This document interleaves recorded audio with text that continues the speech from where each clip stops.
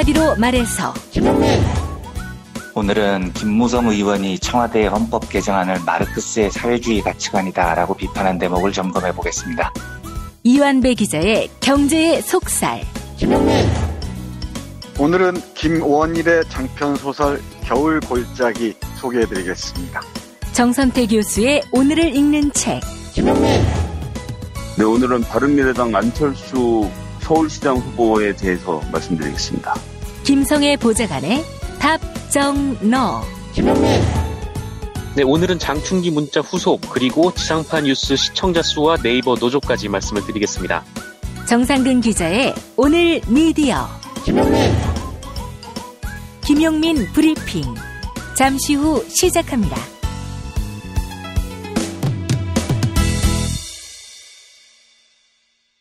경애하는 최고령 영도자 김용민 동지께서는 조선인민의 혀를 감동시킬 인류사의 그 류례를 찾아볼 수 없는 오만이젓갈 명태회에 크게 감복하시었다. 우리 인민들도 핏빛이 선연한 오만이젓갈 명태회를 흰 쌀밥 위에 고기 위에 또는 냉면 위에 생선구이 위에 올려 목구멍으로 넘기면 이 음식 판매를 허락하신 김용민 동지께 숭고한 경의를 표시하지 않을 수 없게 될 것이다. 오만이젓갈 명태회는 혹여 있을지 모를 비린내에 대한 무자비한 선멸적 타격을 가했으며 매콤한 맛을 완성하기 위해 고귀한 식감 개발 생애와 불멸의 레시피 업적을 집대성시켰다. 한때는 김용민 동지가 밥 3공기를 비워서 혹시 김 동지를 폭식시켜서 배 터져 죽게 만들 의도가 있었나 의심받았던 오만이젓갈 명태회. 자세한 내용은 경애하는 김용민.com.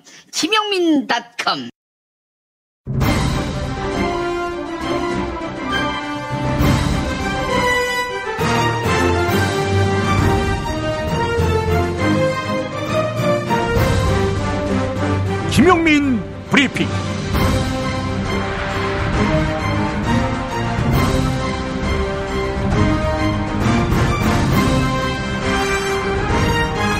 (2018년 4월 5일) 목요일입니다. 일명 전주 봉침 사건을 세상에 알린 공지영 작가가 그제 전주시청 브리핑룸에서 기자회견을 가졌습니다. 이미 맘마이스를 통해서 봉침 사건이 어떤 사건인지 대략 파악하셨죠. 전주의 한 여성 목사가 장애인 단체를 운영하면서 지역 정치인의 비호를 받고 수억 원의 기부금을 가로챘다, 이런 의혹인데요. 더 큰 충격은 전북 지역 남성 정치인을 상대로 한 봉침 시술 의혹입니다. 어디다가 봉침 시술을 했는지, 이건 이 시간에 말씀 안 드리겠습니다. 이 문제를 공론화한 공지영 작가 지금 전화에 나와 있습니다. 공 작가님. 네, 안녕하세요. 예, 고생 많으십니다. 예. 자, 기자회견 현장 그제 상당히 어수선했던 것으로 알고 있는데요. 어떻습니까? 거의 제가 대통령 출마하는 청문회 분위기였습니다. 예. 야당이 많은. 그러니까 주로 이제 공지영 작가께 공세를 펼쳤던 인사들이 언론계 인사들인 거죠? 네, 그분들은 다 기자들이셨습니다. 지역 언론? 네. 근데 왜 공지영 작가님을 상대로 해서 공세를 펼쳤는지 그 이유를 알 수가 없어요. 모르겠어요. 저도 처음 당해보는데, 네. 제가 그날 이제 특별히 들고 간 카드가 하나 있었는데, 말하자면 기자회견용 이제 새로운 카드요. 네. 그러니까 비리를 이제 입증할 수 있는 그런 카드를 하나 들고 갔는데, 네. 그것이 말하자면 이제 계속 이 전주시가 봉침 여목사의 그 단체에 불법 으로 지원을 하고 계속 이런 그 의혹을 제가 갖고 있었거든요. 예. 근데 그걸 여러 가지 증거 정황으로 이제 계속 제가 제시를 하는데 그날은 뭐였냐면 6월 달에 검찰이 장애인센터를 압수수색하고 나서 시청에다 통보를 해요. 이 시설은 모든 서류가 다 가짜였으니 폐쇄 검토 바람, 이렇게 나오는데 검찰은 원래 행정기구에 명령을 할 수가 없기 때문에 이것이 가장 강력한 권고 중에 하나였나 봐요. 예. 그런데 이제 저희가 계속 이 시설의 그 장애인 요건을 갖추지 않았고 서류가 허위라는 것을 2년 전서부터 계속 얘기했는데 폐쇄를 하지 않았거든요. 예. 그랬는데 이것을 받고도 전주시가 저희에게 함구했었죠. 그리고 이제 10월에 가서야 그것이 알고 싶다에 방영된 이후에 전국적으로 이제 항의가 빗발치니까 그때서야 이제 다른 건으로 이제 항의를 받고 이것을 폐쇄하거든요. 예. 그래서 이제 이 건을 들고 갔어요. 검찰이 벌써 이렇게 통보를 했는데도 우리에게 자격증 시설이 정말 미비됐는지 계속 우리가 검토 중이다라는 말로 계속 전주시가 발뺌을 했었거든요. 예. 그래서 이제 이것을 갖고 가서 전주시가 계속 이들을 그러니까 비호해 왔다, 이 증거다라고 하니까 그 지역에 계신 분들께서 뭐 그럴 수도 있지, 뭐 검찰이 뭐 하란다고 바로 해야 되나? 이런 식으로 말씀하시니까 제가 그때서부터 완전 스텝이 꼬인 거예요. 그러면서 이제 다른 거 뭐 SNS상에 뭐 제가 전주시 이게 도시입니까? 막 이렇게 말한 걸 갖고 전주 시민을 다 모욕했다. 사과하라. 좀 충격을 깊이 받았죠, 저는. 그 전주시랑 전주시청을 말하는 건데. 그래서 제가 나중에 좀 화가 나서 저도 고함을 쳤어요. 박원순 시장님 서울시와 그 태극기 부사들이 와갖고 자폭해라 막 이래도 누가 명예훼손 고소를 하고 그분들이 서울시를 모욕했다고 서울시민이 고발을 하고 이러나 근데 제가 지금 고발당한 상태거든요. 네, 명예훼손. 그래서 좀 놀랐죠. 지금 말씀하신 내용을 소상히 풀어보자면 문제의 주인공은 장애인 주간 보호시설을 운영하는 대표 이모 씨인데 여성이고 규모는 크지 않지만 작은 기독교 교단에서 목사 안수를 받은 그런 인물로 알려졌지만 신학 수업을 안 했다는 이야기도 있고요. 자, 그런데 허위 경력 증명서로 장애인 단체를 설립한 다음 기부금 수억 원을 받아서 가로챈 혐의로 재판을 받고 있지만 그럼에도 불구하고 무자격자에게 전주시가 지원했다. 이런 얘기 아니겠습니까? 그렇습니다. 네, 초기보다 4배에 이르는 자금을 더 쥐어주면서 말이죠. 자, 그런데 이 목사가 요즘에는 전주시를 상대로 왜 보조금 안 주느냐, 보조금 달라 이렇게 요구하고 있는데 이건 어찌된 일입니까? 그러니까 장애인 시설이 10월에 폐쇄됐다가 행정 가처분 신청해서 승소를 합니다. 이 목사가. 그래요? 그러니까 본 소송이 끝날 때까지는 열게 해달라니까 뭐 사실 그렇게 무거운 거는 아니에요. 그러니까 이제 이게 이제 소송이 걸렸는데 본 소송이 끝날 때까지는 좀 열게 해달라 이렇게 해서 아마 다시 임시로 개업이 됐는데 전주시가 지금 나머지 그러니까 다시 열렸던 게 12월인가 그랬는데 한 석 달 정도의 보조금을 안 주고 있는 게 만일 본안 소송에서 패소하면 그냥 돈을 준 이 전주시 공무원이 또 책임을 져야 된다고 그래요. 그러니까 지금 이제 돈을 안 주고 있죠. 또 이 공지영 작가께서 공론화를 했는데 이 국면에서까지 지원한다면은 이건 뭐 대놓고 이모 씨를 도와준 것이다라는 것을 인증하는 거기 때문에 부담스러워서라도 지원을 안 하는 건데 근데 여기서 사실 이 목사가 상당히 주목할 만한 그런 발언들을 합니다. 자신은 봉침 시술을 한 바 없다 이렇게 말하면서도 모 언론 기자와 만났을 때 남성 정치인 2명의 실명을 거론하면서 오빠들이 나한테 이러면 안 된다라는 식으로 이야기했고 또 민주평화당이 진상조사위원회를 꾸린다고 하니까 아무개 의원을 지칭하면서 그 사람들부터 먼저 옷을 벗어야 한다 이렇게 말했는데 이 목사가 좀 믿는 구석이 많은 것 같아요. 대단합니다. 우리 공지영 작가님은 아무개가 누군지 다 아시잖아요. 저는 알죠. 그러니까 자기가 이 사람들하고 보통 관계가 아니다라고 지금 드러내고 있는 거 아니겠어요? 이 씨가. 그러니까 이제 전주시청이나 이제 전주시들의 입장은 이런 거예요. 이 목사가 입만 열면 거짓말하는 사람인데 그 사람이 땡땡 오빠라고 했다고 우리가 왜 그 누명을 뒤집어 써야 되느냐. 이제 이 말도 일리는 굉장히 있으시잖아요. 그런데 이제 문제는 땡땡 오빠라고 하든 아저씨라고 하든 그러니까 이 사람들의 불법이 대대로 처벌받거나 행정처분되지 않고 계속된다는 거 이게 바로 의혹이거든요. 봉침을 뭐 맞고 안 맞고 이건 중요하지 않습니다. 이건 수단일 뿐이고 그분이 뭐 협박을 했든 때렸든 뭐 아무튼 누가 봐도 불법 시설에 계속되는 지원이 계속되고 있다는 거죠. 주목해야 될 부분 중에 하나가 장애인 보호 시설을 운영한다고 밝히고 있는데 장애인들이 정말 이 씨에 의해서 제대로 보호받고 있는 겁니까? 그러니까 이게 이제 재밌는 게 맨 처음에 이 목사가 그 시설을 설립한 게 2012년이라고 하는데요. 그때 직원 2명을 가지고 시작합니다. 그러니까 이 장애인 시설이 제가 전주까지 가서 이 일을 하게 된 것인지 이것과 관련이 있는데 이분들이 계속 SNS상으로 장애인 단체가 이렇게 잘하고 있다라고 하면서 SNS로 계속 모금을 한 게 이제 밝혀진 것만 검찰 추산 1억 4천, 그다음에 통상 3억 정도라고 보고요. 예. 이 시기에 이제 이 목사의 재산이 부동산만 당시 시가로 6억 원이 늘어나거든요. 2년 동안. 예. 그런데 이제 이 부분을 추적하다가 와 보니 이 장애인 시설을 기반으로 해서 이들이 전국적인 모금 활동을 하고 있었어요. 다시 말하면 이 장애인 시설은 베이스 캠프 혹은 간판일 수도 있다는 거죠. 예. 그래서 제가 이제 이 사람들의 이 장애인 시설은 어떨까 하고 한번 그때 조사를 해봤더니 이게 허위로 시설 그 허가를 내준 거였고, 그래서 전주시청에게 이제 이 사실을 알렸는데 2년이 지나도록 지금 아무 소식이 없으니까 제가 의혹을 계속 한 거죠.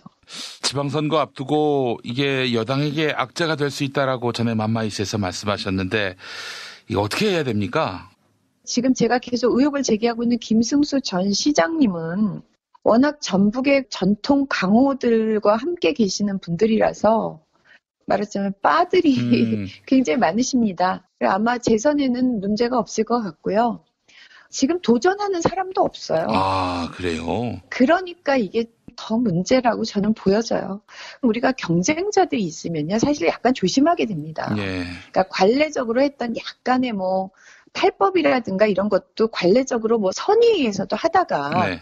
꼬투리를 잡고 이러면 그래 이것도 좀 그냥 이왕이면 깨끗하게 다시 하자 이렇게 해서 고치기도 하고, 사실 이래서 경쟁이라는 것도 참 굉장히 좋은 측면이 있는 건데 예. 여기는 지금 뭐 20년째 쭉 이분은 전에 뭐 도지사의 비서셨고 그 전 도지사님은 또 전주시장님이셨고 뭐 이렇게 패밀리들이 전주를 아주 튼튼하게 떠받치시는 막강 패밀리에 계시기 때문에 저 같은 소설가는 뭐 전혀 두려워하지 않으세요.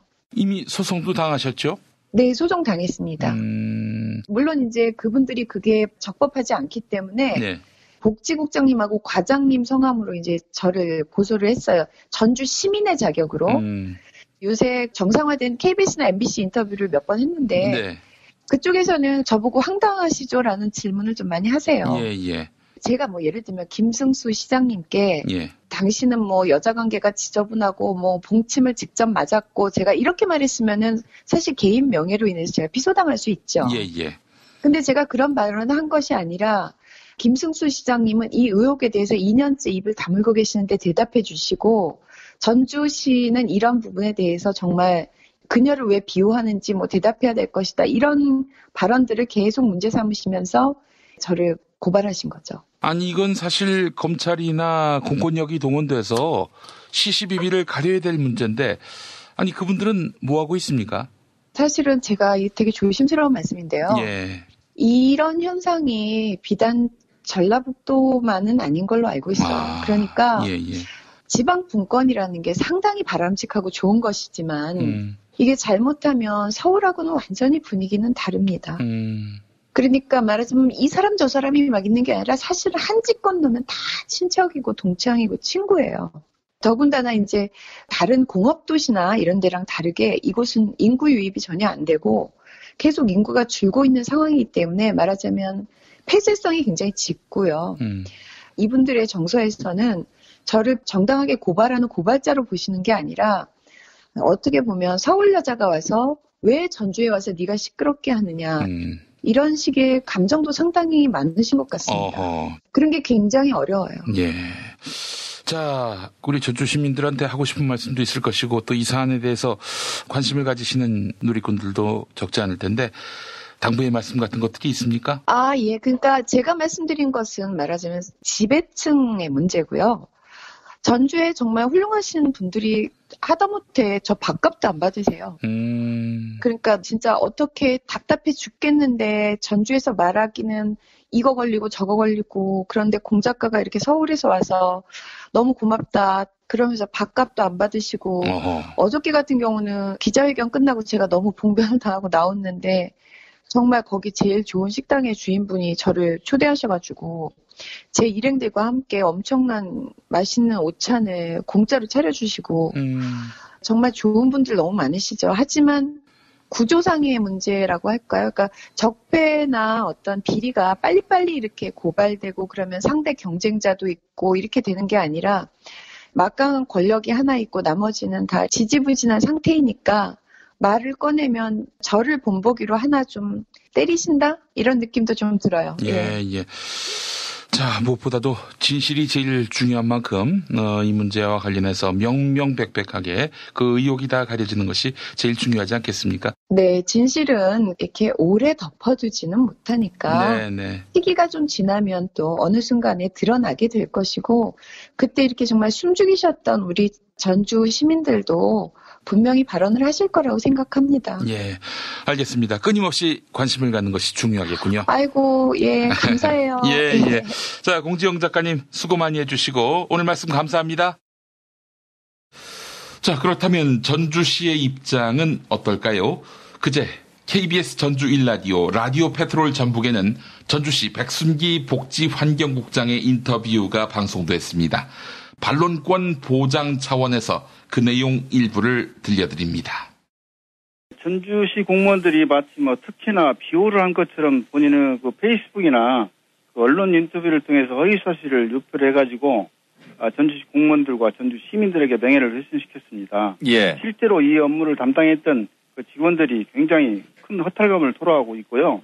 스트레스를 받고 있습니다. 지금 현재 작년 10월 18일 날 직권 취소를 했습니다. 예. 장애인 시설에서 행정 소송을 제기했고요. 예. 소송과 함께 집행정지 소송도 같이 제기를 했습니다. 그런데 이제 집행정지가 인용이 되었습니다. 인용이 됨으로써 우리가 운영을 재개해 준 게 아니고 시설 자체적으로 운영을 재개를 했습니다. 이제 본안 소송은 아직 진행되지도 않았고요. 집행정지 인용 부분에 대해서 전주시에서 즉시 항고를 한 상태이고요. 예. 이후에 보조금을 지원하지 않고 있는 상황입니다. 예. 16년도 4월에 처음으로 민원이 제기됐을 때 예. 다음 달 5월에 바로 감사실과 해당 부서가 합동으로 점검을 했고요. 시정령 행정 조치를 했습니다. 예. 지금 전수하면서 시설에 대해서 검찰에 지금 4가지 항목으로 해가지고 지금 불구속 기소로 된 걸로 알고 있습니다. 그리고 지금 우리한테 통보된 것은 유괴 공무 집행 방해로 해가지고 허위 경력 증명서 관련해서 좀 통보가 돼서 그걸 증거로 해서 행정 절차를 전부 다 이행을 하면서 직권 취소를 시킨 것이고요. 나머지 사기라든가 의료법 위반, 기본법 위반 부분에 대해서는 검찰에서 철저히 수사를 해서. 자, 오늘 공개방송이 있죠. 이정열 전 창원지방법원 부장판사, 최강욱 변호사, 진선미 더불어민주당 의원, 조석재 공무원노조 법원본부장. 네, 우리나라에서 사법개혁에 관한 최고의 전문가들입니다. 오늘 저녁 7시 서울시청 8층 다목적 홀로 여러분 많이 모여주시기 바랍니다. 오늘 저녁 7시 서울시청 8층 다목적 홀입니다. 자, 그리고 이번 주에 파핀현준 그리고 박예리 씨와 함께하는 도올 김용옥 선생의 마가복음 설교도 잊지 않으셨겠죠. 4월 8일 일요일 아침 10시 40분 벙커원으로 모시겠습니다. 서울 지하철 충정로역 9번 출구 나오자마자 있습니다. 4월 15일에는 도올 선생의 스승 민중신학의 거장 유동식 박사와 도올 선생의 세기의 토크가 준비되어 있습니다. 자, 그리고 다음 주 토요일 4월 14일 부산영화체험박물관에서는 이완배 민중의 소리 기자와 함께하는 북콘서트 공개방송으로 여러분과 함께하겠습니다. 부산 시민 여러분 많이 참여해 주시기 바랍니다. 4월 14일 토요일 낮 2시입니다. 현장에서 책 판매와 사인회도 개최할 예정입니다. 많은 참여 바라겠습니다. 광고 듣고 뉴스 간장으로 이어갑니다. 하루에 2번씩은 꼭 간 것 같아요. 속이 굉장히 편해진 것 같아요. 휴지에도 하나도 안 깔끔하게 끝나더라고요. 그만 넣고 싶은데도 이제 계속 나오더라고요. 눈 뜨니까 바로 화장실 가고 싶더라고요. 양은 감당이 안 되더라고요. 너무 많아가지고.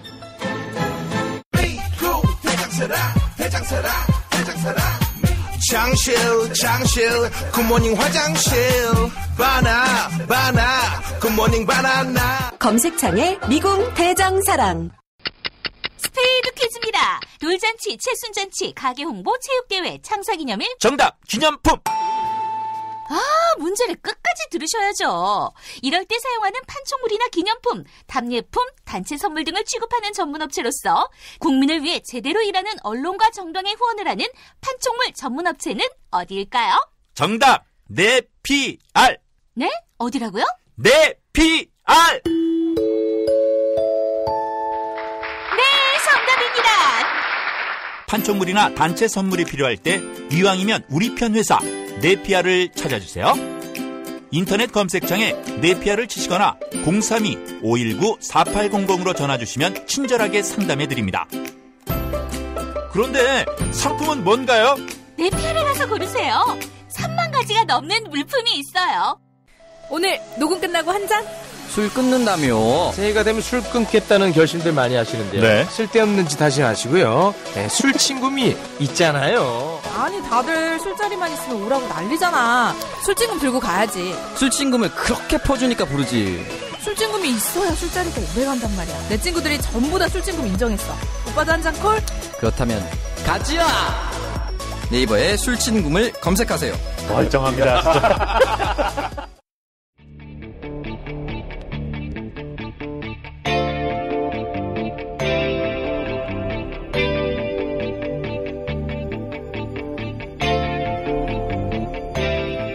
김용민의 뉴스 간장.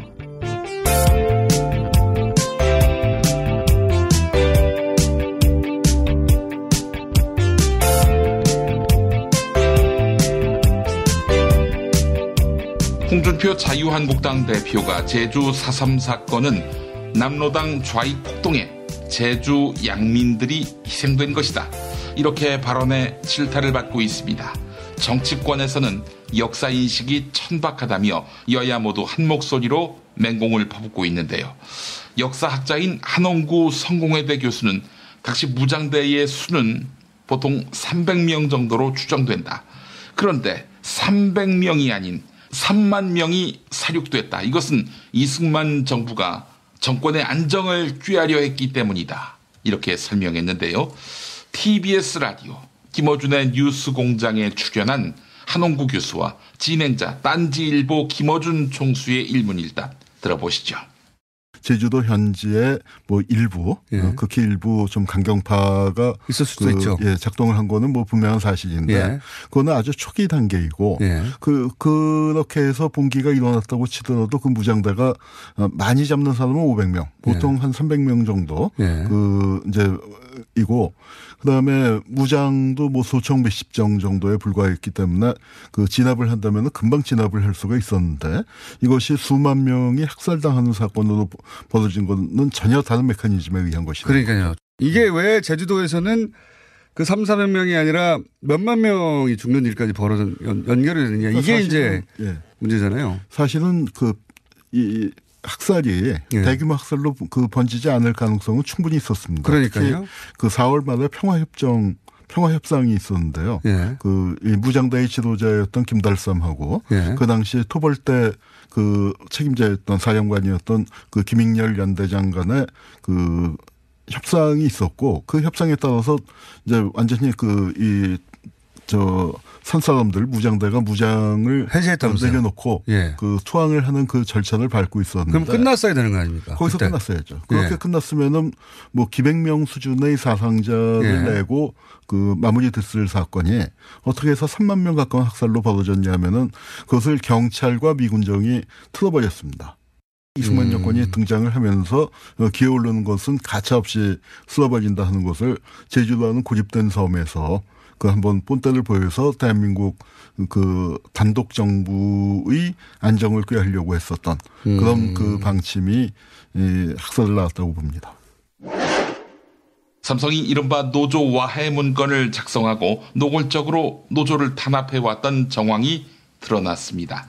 금속노조 삼성지회 조장희 부지회장은 삼성에서 노조 설립의 주동자로 몰려 해고를 당하고 6년 동안의 법정 투쟁 끝에 지난해 3월 복직했는데요.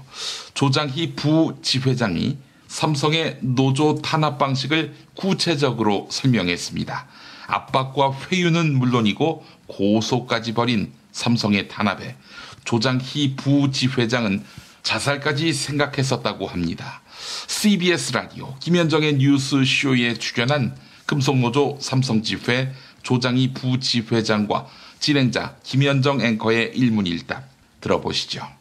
회사에 대해서 비판적으로 뭔가를 하려는 것에 대해서 예, 문제 인력으로. 자, 그러면 이렇게 분류가 된 후에 어떤 일들이 벌어졌습니까?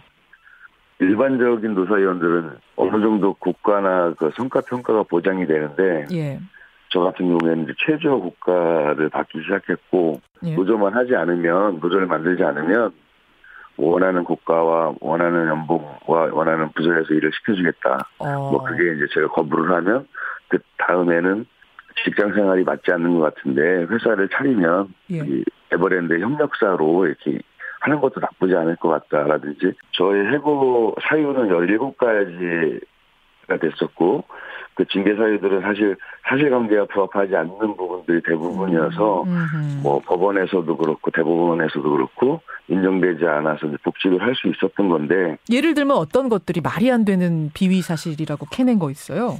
제가 업무를 하는 과정에서 볼 수 있었던 메인 매출 자료 같은 것을 저희들이 나중에 노조를 만들고 나서 이건 돈이 좀 잘못 쓰여졌다고 좀 문제 제기를 하려고 했던 자료들을 제 개인 이메일로 보냈었는데 삼성그룹 홍보팀에서는 언론에 제가 경영기밀을 뭐 26만 건이나 유출했다. 그리고 그것이 마치 특허가 있는 기술, 이렇게 산업 스파이처럼 이렇게 포장해서 저를 나쁜 사람으로 이렇게 하고 심지어 이제 형사 고소까지 했었던 거거든요. 그것도 무죄를 받았고. 또 어떤 거요? 예를 들어 지금 제가 적혀 있는 거 보니까 뭐 개인 취향, 자산, 주량 이런 것까지 다 문서화해가지고 뭐 꼬투리를 잡았다 이런 얘기도 있네요. 그 개인 취향이나 이런 것들을 조사하는 이유는 그런 것들을 잘 알게 되면 그런 것이 약점이기 때문에 주변인들이라든지 이런 사람들하고 접촉해서 그 힘든 해고 싸움을 포기하도록 하는 수단으로 삼을 수도 있고 그런 의미에서 이제 그런 개인 취향이나 재산 주량 이런 것들을 파악하고 있는 걸로 저희는 알고 있습니다. 그 해고 생활이 길어질수록 뭐 경제적인 문제와 심적인 뭐 고통도 계속 가중되었었는데 가장 어렵고 힘들었던 부분이 이제 가족들을 부양해야 되는 가장의 입장으로서 2년, 3년 이렇게 삼성이 저희들에게 노조원과 노조에 대해서 무더기로 막 고소 고발을 진행하고 해고 소송뿐만 아니라 일상이 이제 그 재판과 관련된 뭐 경찰, 검찰 조사, 재판, 뭐 변호사 면담 이렇게 이어지다 보니까 별도의 생계 활동을 하기가 굉장히 힘들었고, 저도 모르게 이제 저희 집이 되게 높은 층에 있었는데, 그 베란다에서 이제 뭐 자살을 생각하고 그 순간이 지나고 나서 며칠 동안 그 기억이 이제 계속 또 괴롭게 하고. 검찰 과거사위원회가 2차 사전조사 대상으로 배우 고 장자연 씨 사건을 선정했지요. 하지만 일각에서는 9년이 지난 사건이라 재조사를 한다고 하더라도 진상규명이 가능하겠느냐, 이런 회의적인 반응이 나오고 있는데요. 이에 대해 대한변호사협회 대변인 출신인 최진영 변호사는 사실상 수사 절차가 시작됐다. 고 장자연 씨 사건 재조사는 사법정의를 밝히는 계기가 될 것이다, 이렇게 강조했습니다. YTN 라디오 출발 새아침에 출연한 최진영 변호사와 진행자 백병규 앵커의 일문일답 들어보시죠. 핵심은 결국 돌아가신 장자연 씨가 억울함이 없도록 밝히는 것이 가장 핵심 아니겠습니까? 그러겠죠. 물론 또 다른 핵심은 그 과정에서 과연 검찰이나 경찰이 내부적으로 수사를 무마했는 정황이 있느냐, 이 부분도 또 하나의 핵심이 하나 될 수 있는데요. 네. 말씀드렸듯이 가장 핵심은 과연 그 당시 그 돌아가신 분이 남긴 자필 편지에서 있듯이 어떤 그 술 접대와 또 성접대에 대한 그런 강요와 성폭행 부분이 있었는지, 그 부분을 밝히는 것이 가장 그 쟁점이 될 것이고 더불어서 아시다시피 그 당시에 그 소속사 대표와 매니저에 대해서 일부 그 재판에 넘겨서 처벌되고 그 이외에 유력 인사들 이른바 장자연 리스트에 있는 분들에 대해서는 사실상 다 무혐의 결정이 났는데 그 배경이 무엇인지 그 과정에서 외압이 있었는지 이 부분에 대한 조사도 있지 않을까 생각을 합니다. 네. 그런 점에서 그러나 이제 9년이 이미 지난 사건이어서 과연 검찰이 그 재조사를 혹은 뭐 재수사를 한다 하더라도 실체적인 진상을 규명해낼 수 있겠느냐? 이렇게 이제 회의적으로 보시는 분들도 있는데 최진영 변호사께서는 이 고 장자연 씨 사건에 대한 재수사 필요하다고 보십니까? 뭐 필요성을 떠나서 일단 시작된 것 아니겠습니까? 네. 이것 자체에 대해서 정치적인 맥락에서 부정적으로 보는 견해도 없진 않습니다만 어쨌든 간에 내부 그 조율을 통해서 재조사 내지 재수사가 결정된 바에는 일단 실체적 진실을 밝히고 또 지금까지 계속 한간에 입방에 오르는 분들 같은 경우에도 재조사를 통해서 본인들의 무고함을 밝힐 수 있는 그런 기회도 낼 수 있기 때문에 일단 시작된 이상 명확하게 사실을 밝히는 것도 한 가지 또 중요한 어떤 그 우리나라의 사법적 정의를 밝히는 그 계기가 된다 저는 그렇게 생각합니다. 진실은 반드시 밝혀진다고. 무엇이 진실입니까? 대통령이라고 하는 지위를 진실을 밝히지 않는 데에 역이용해서. 김보영 아나운서가 함께합니다. 아프니까 팩트다. 안녕하세요. 아프니까 팩트다 김보영입니다. 중앙일보는 어제 문코드 압박에 외교안보 박사들 짐 싼다 이런 제목의 기사를 실었습니다. 통일안보 분야 기관 그리고 학자를 대상으로 문재인 정부가 간섭을 했다는 것인데요.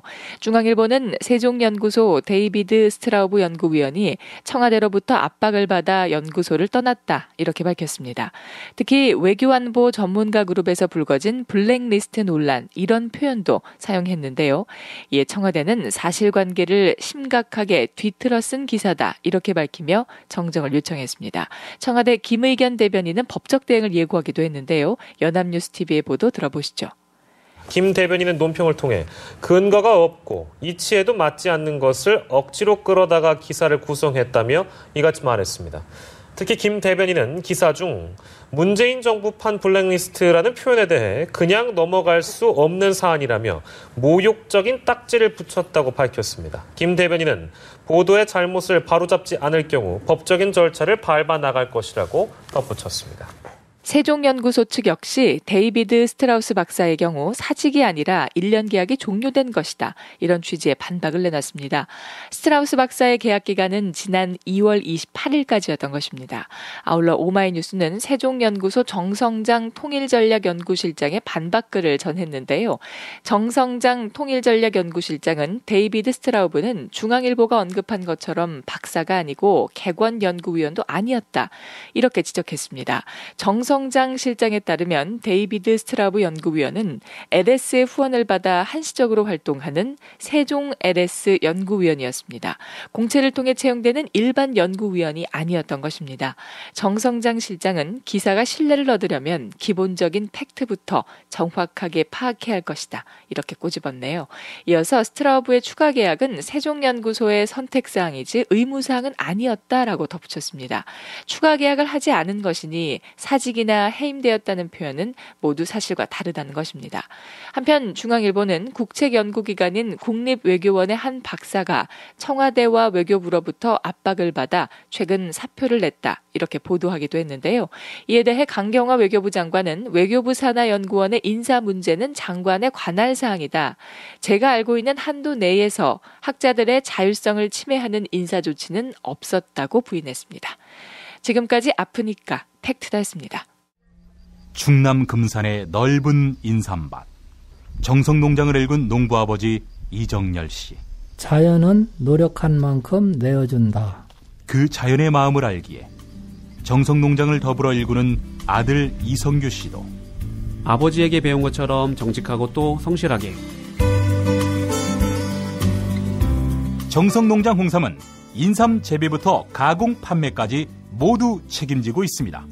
그래서 대한민국 1등 품질을 자부합니다. 검색창에 정성농장 홍삼을 검색해주세요. 정성농장 홍삼. 전화문의는 010-9754 6972. 다이어트는 결국 먹는 게 문제다! 문제긴 하지. 매끼 식단 챙기기도 번거롭고 빼도 금세 다시 찌고. 아직도 몰라? 비타샵 다이어트를 해봐. 안 그래도 궁금했는데 어떻게 뺀 거야? 몇 개월 한 거야? 몸에는 안 나빠? 물어 뭐래. 비타샵 가봐. 같이 해. 1522-6648 혹은 비타샵을 검색해 주세요.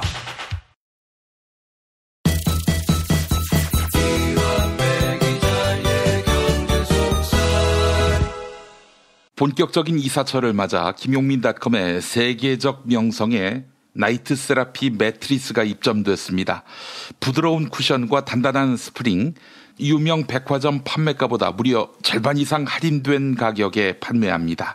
20일 동안 사용하신 후에 반품 신청에도 100% 환불 보장합니다. 김용민닷컴에서 확인하시기 바랍니다.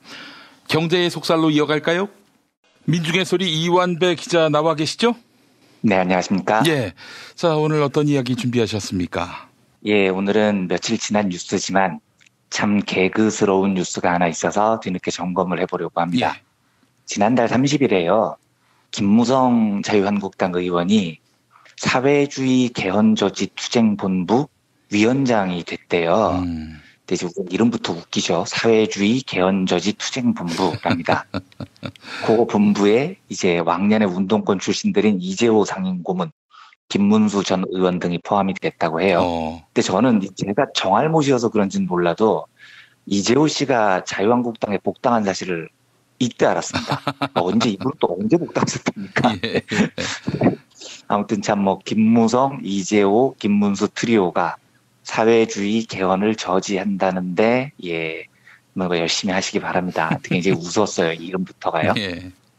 그런데 이 김무성 사회주의 개헌저지 투쟁본부 위원장이 홍준표 대표로부터 임명장을 받았는데 이 자리에서 오늘의 주제가 되는 발언을 합니다. 문 대통령이 발의한 개헌안 속에 숨어있는 동일노동 동일임금은 카랄 마르크스가 주장한 사회주의적 노동가치론에 비춰 하고 있는 것이다. 보수 우파 대표 정당인 한국당은 절대 용납할 수 없다. 모든 것을 걸고 이를 저지할 것이다. 이렇게 대답을 했대요. 안녕하십니까. 김무성입니다. 제 말이 틀렸습니까? 굉장히 틀리셨습니다. 제가 이제 이 이야기를 소개해드리는 건 중요해서가 아니고 좀 웃겨서 그런 것도 있는데, 듣다가 좀 짜증나시는 분들도 있으시겠지만, 김용민 PD님의 훌륭한 성대모사로 함께 웃고 넘어가 주셨으면 합니다. 저는 사실 이 사회주의 어쩌고 하는 철진한 색깔 공세를 자세히 다룰 생각은 없는데, 김무성 씨가 한 말 중에요. 동일노동 동일임금은 카랄 마르크스가 주장한 사회주의적 노동가치론이다라는 대목은 좀 살펴봐야 됩니다. 예. 마르크스를 조금이라도 공부한 사람들 사이에서 이딴 헛소리하면 그날로 매장당합니다. 헛소리도 어마무시한 헛소리인 겁니다. 그래서 제가 이 이야기를 듣고 확인차 진주 경상대 경제학과의 김공혜 교수님께 전화를 걸어서 바로 여쭤봤어요. 김공혜 교수님은 우리나라 젊은 학자 중에 마르크스 경제학 전공자로 제일 뛰어난 학자로 꼽히시는 분이시고요. 한국에서 그 자본론을 번역하신 김수행 교수님의 수제자이기도 하십니다. 현재 우리나라에서는 마르크스 자본론을 가장 잘 알고 계신 분이시죠. 전화를 드려서 저는 마르크스가 동일노동 동일임금에 대해서 이야기한 걸 본 기억이 없는데 마르크스가 그런 이야기를 한 적이 있습니까? 라고 여쭤봤더니 당연히 없죠. 완벽한 헛소리예요. 라고 답을 해주시더라고요. 학문적으로 보면 정말 어처구니 없는 멍멍이 소리인데 김무성이 저딴 헛소리를 하는 이유를 김공혜 교수님은 이렇게 설명을 하십니다. 원래 이런 자들이 하는 일이 맨날 종북 타령하는 건데 이제 더 이상 종북 타령이 잘 안 먹히죠. 시민의식이 성숙하면서 김일성 개새끼 해봐 이게 안 먹히게 된 겁니다. 그러니까 요 부장의 지존으로 꼽히는 마르크스를 다시 꺼내온 겁니다. 그러니까 예전에는 빨갱이다 한마디 하면 다 세상이 바뀌었는데 이젠 조금 더 고상하고 복잡하게 시민들을 속여야 되는 시점이 온 거예요. 그러니까 마르크스의 동일노동 동일임금, 노동가치설 이런 어려워 보이는 학문적 용어를 꺼내서 자기 말에 뭔가 있는 척 사상공세를 펼친다는 겁니다. 하여튼 잘 해보시기 바랍니다. 네. 저는 우리가 살고 있는 자본주의가 그다지 사람을 행복하게 해주는 시스템이 전혀 아니라고 믿는 사람이에요. 그런데 한 가지 오해를 피하고 싶은 건 자본주의는 중세 봉건주의보다도 발전한 시스템입니다. 그러니까 아무리 우리가 지금 자본주의에 대해서 비판적 시각을 갖고 있어도 저 같은 사람은 중세 봉건 시대로 돌아가자고 말하지는 않아요. 그러니까 자본주의는 역사적으로 볼 때 중세 봉건제에 비해서 상당히 진일보한 시스템입니다. 그런데 현대 자본주의가 중세 봉건제도에 비해서 경제학적으로요, 비약적인 발전을 이뤄낸 대목이 있습니다. 그게 뭐냐면 일물일가의 법칙이라는 겁니다. 일물일가의 법칙은 자본주의 시장 경제가 고도로 발달을 해서 뭐 완전 경쟁 비슷한 게 이루어지면 어떤 물건의 가격은 반드시 하나로 형성이 된다, 뭐 이런 뜻이에요. 예를 들면요, 우리 동네 슈퍼마켓에서는 소주 한 병을 2,000원에 팔고요, 바로 옆 동네 슈퍼마켓에서는 소주 한 병을 4,000원에 판다고 해보겠습니다. 이건 지금 일물일가 상태가 아닙니다. 물건은 똑같은 소주 한 병인데 가격이 한쪽에서는 2,000원, 한쪽에서는 4,000원 이렇게 두 개로 형성이 돼 있죠. 이건 일물이가 상태인 겁니다. 물건 하나에 가격이 두 개가 붙은 거죠. 그런데 만약에 마을 사이에 왕래가 가능하고요, 시장이 완전 개방돼 있다면 이 일물이가 상태는 절대로 유지가 안 됩니다. 왜냐하면 아까 그 경우라면 저는 어떻게 할 거냐면요, 소주가 2,000원인 곳에서 소주를 잔뜩 사요. 그리고 옆 동네로 가서 그걸 4,000원에 팝니다. 개이득인 거죠. 무조건 2,000원이 남는 장사인 겁니다. 그런데 저같이 생각하는 사람이 한둘이겠습니까? 다 이 짓을 할 거란 말이죠. 그러면 2,000원 하는 가게에는 소주 사겠다는 사람이 왕창 몰려듭니다. 당연히 소주값이 조금씩 오르기 시작하겠죠. 반대로 옆 동네에서는 4,000원에 팔겠다는 사람이 넘쳐납니다. 이러면 당연히 소주값이 내리기 시작합니다. 그래서 이 두 가격은 결국 2,000원 하던 건 오르고 4,000원 하던 건 내려서 3,000원 언저리쯤에서 비슷하게 된다는 겁니다. 동일한 물건에는 하나의 가격만 정해진다는 일물일가의 법칙이 적용이 되는 거죠. 요게 이루어지기 위한 중요한 전제가 있습니다. 시장에서 이동이 자유로워야 된다는 겁니다. 만약에 A 마을에서는 소주가 2,000원, B 마을에서는 소주가 4,000원인데 A와 B 마을 사람들을 이동을 못하게 막아요. A 마을 사람들은 B 마을로 못 가고 B 마을 사람들도 A 마을로 못 옵니다. 이러면 일물이가가 형성될 수 있어요. 그런데 마을 사이에 왕래만 자유롭게 트면요, 누가 4,000원짜리 소주 먹겠냐고요. 조금 걸어가서 나 2,000원짜리 소주 파는 곳으로 몰리죠. 그렇죠. 예, 그래서 과거처럼 교통이나 인터넷 정보망이 발달 안 했을 때는 뭐 일물이가도 있고 일물삼가도 있는 겁니다. 그런데 시장 사이에 왕래만 자유로우면은요, 반드시 하나의 물건에는 하나의 가격만 형성됩니다. 요즘 포털 사이트에서 인터넷 쇼핑 해보면 물건 가격이 거의 비슷하죠. 인터넷에서는 왕래가 무지 자유로우니까요. 이 쇼핑몰 이용하는 것하고 저 쇼핑몰 이용하는 것하고 그냥 손가락 하나만 클릭하면 되는 겁니다. 이러면 가격이 이제 거의 붙어버리게 돼요. 조금이라도 싼 데가 있으면 사람들이 그리로 몰려가기 때문에 일물이가, 일물삼가가 사실상 불가능해지는 겁니다. 제가 왜 이 이야기를 드리냐면요, 자유로운 왕래와 시장 경제의 활성화, 이거는요, 일물일가의 원칙을 만들었는데 이 원칙은 일물이가나 일물삼가 같은 비효율을 없앤 자본주의의 굉장히 큰 쾌거 같은 겁니다. 이게 봉건에 비해서 자본주의가 상당히 진일보한 대표적인 측면이라는 거죠. 예를 들어서 중세에는요, 사람이 일을 하고 받는 노동의 대가를 생각해 보겠습니다. 어떤 마을에 사는 농부는 하루에 10시간을 일하고 10만 원을 벌어요. 이 마을 영주님이 되게 착해서 세금도 깎아주고 토지도 비옥합니다. 그런데 반대 마을에 사는 농부는 똑같이 하루에 10시간을 일했는데 10,000원밖에 못 법니다. 이러면 농부들이 10시간 노동한 대가인 가격이 두 개로 지금 형성이 되는 겁니다. A 마을에서는 10시간에 10만 원, B 마을에서는 10시간에 10,000원. 일물이가가 돼버리죠. 그런데 중세 때만 해도 이 일물이가가 유지가 됩니다. 왜냐하면 마을을 옮기는 게 쉬운 일이 아니거든요.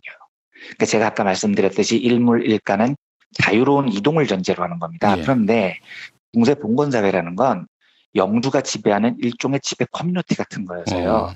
농민들이 자기 마음대로 이 마을 저 마을로 옮겨 다닐 수가 없는 거예요.